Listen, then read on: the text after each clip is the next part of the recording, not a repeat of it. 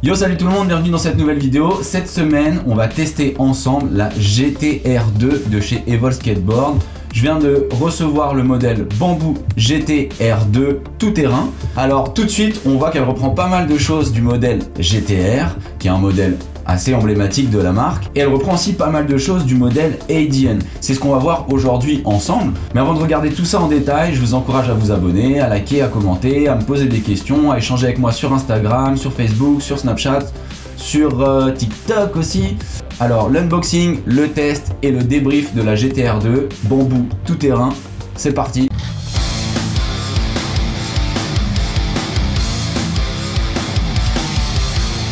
Qui dit GT-R2 dit la suite de la GT-R. Alors on va commencer par regarder ce qui ressemble à la GT-R dans la GT-R2. Donc on a ce deck en bambou qui est exactement le même que la GT-R, qui est un deck vraiment cool, pas trop souple non plus, même s'il a beaucoup de souplesse.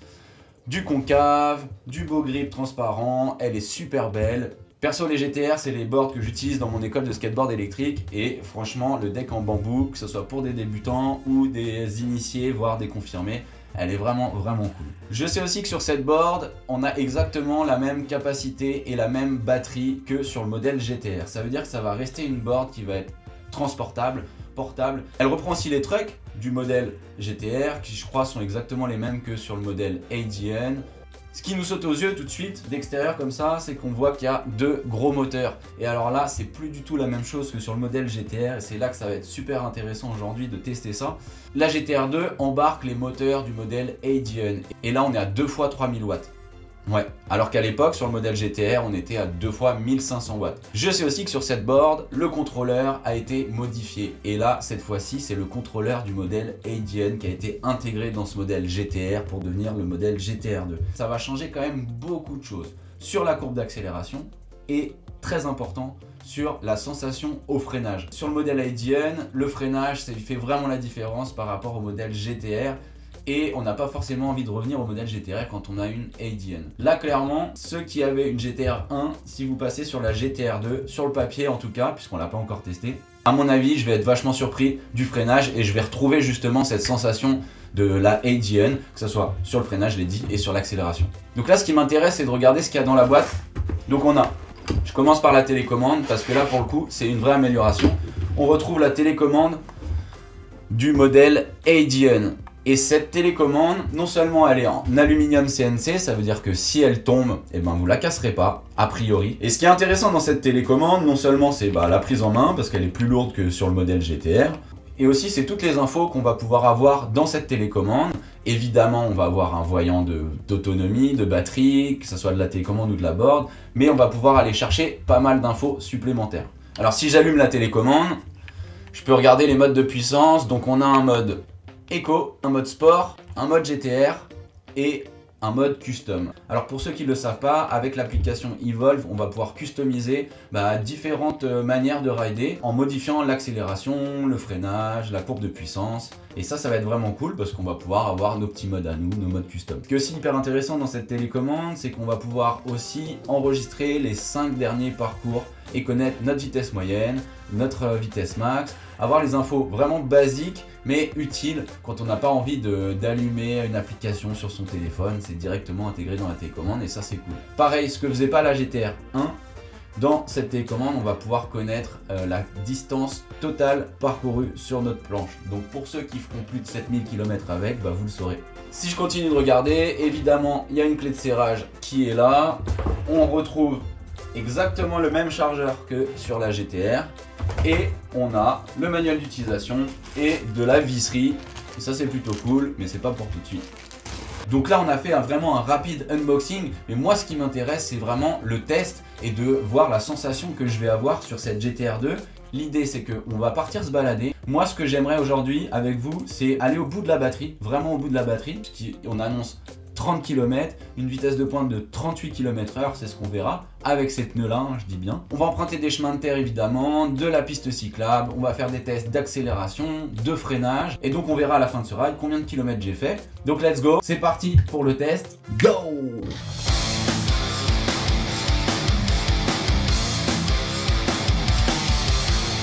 C'est l'heure du test. Aujourd'hui, comme je l'ai dit, on va faire pas mal de kilomètres, on va s'amuser, on va tester les modes un peu puissants et on va démarrer tout de suite en mode éco.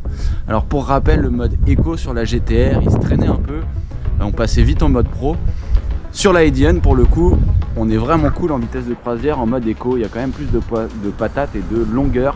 Donc on va démarrer en mode éco, tranquille, et je vous dis ça. Allez, c'est parti.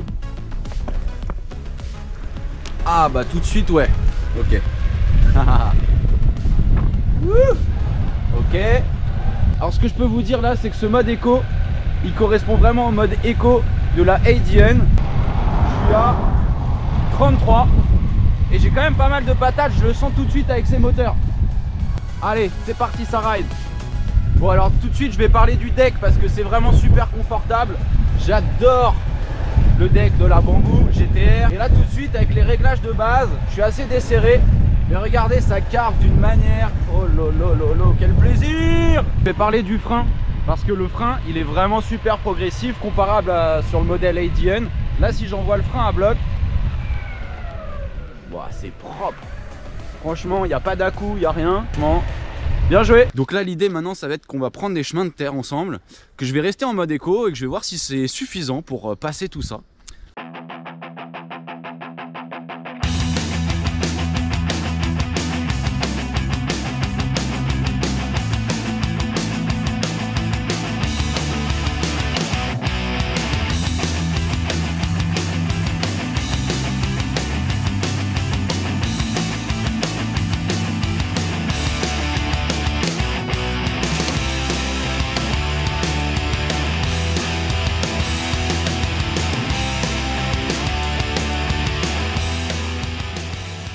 Haha, le pied.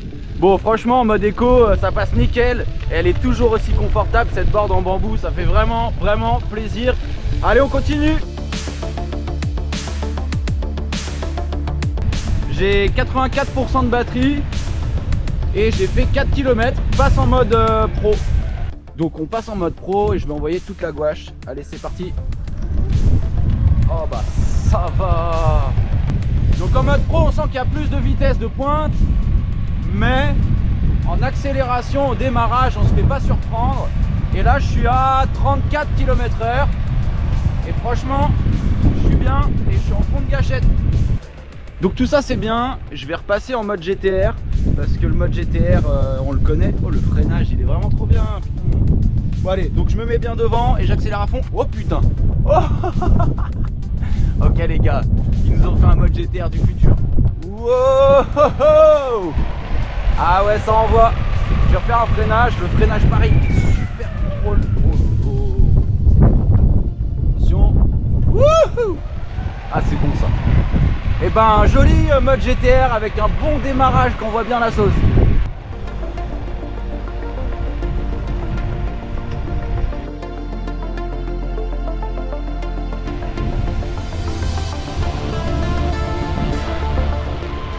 Donc il commence à y avoir beaucoup de vent, c'est la suite de cette review et là je vais faire quelques kilomètres pour aller vous emmener dans une forêt où on a un parcours sportif avec des copeaux de bois. Il a plu ce matin donc ça risque d'être un peu glissant et bah, on va voir ce que ça donne. Là je suis à presque 8 km et il me reste 70% de batterie. Je suis en mode sport, j'ai oublié le mode éco. Donc là pour l'instant au niveau de l'autonomie on est bon de ce qui est annoncé.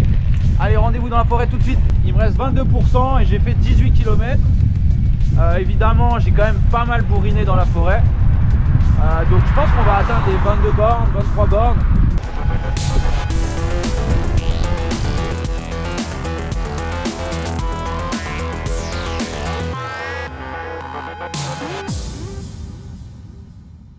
Bon alors on est arrivé au parc où il y a un super parcours sportif en copeaux de bois. Il me reste 12% de batterie et j'ai fait presque 22 km. Du coup évidemment comme je l'ai dit avant, il y a eu du vent, on a un peu souillé la board, je suis passé dans différents modes. Et là du coup séquence sport, go, et on va vider la batterie dans ce parc, c'est parti.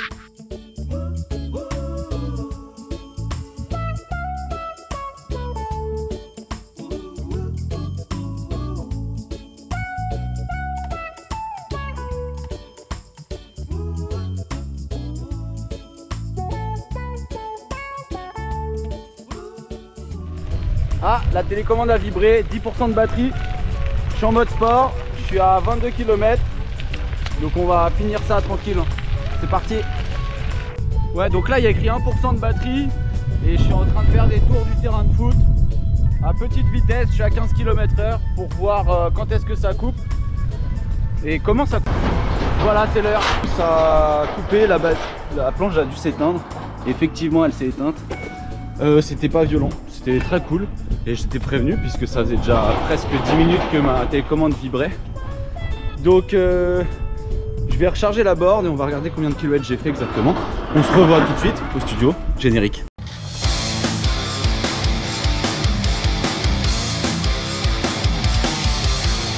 Alors c'est la fin de cette review, je suis allé au bout de la batterie comme vous avez pu le voir juste avant.